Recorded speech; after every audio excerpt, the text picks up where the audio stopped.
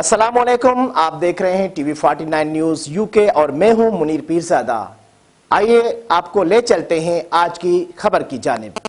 Spain के शहर Barcelona में रमज़ानुल मुबारक के दूसरी जुमातुल मुबारक को मुस्लिम ममालिक के मुख्तलिफ मसाजिद और मजहबी इदारों में जुम्मे के बड़े इज्तिमात मुनक़िद हुए।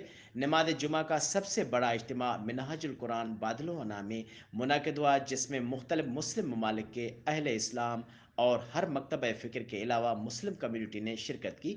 पाकिस्तानी कम्यूनिटी के मुख्तलिफ मसाजिद मिनहाजुल कुरान, फैज़ान मदीना, तारिक बिन सियाद मस्जिद, अबू बकर, ग़ुलामान मुस्तफ़ा, अल कायमा सेंटर, फ़ातिमिया फाउंडेशन इमाम बारगाह में भी छोटे बड़े इज्तिमात मुनक़िद हुए। उलमाए किराम ने अपने खुतबात में उम्मत मुसलमा की तरक्की और अमन व अमान की दुआएँ की।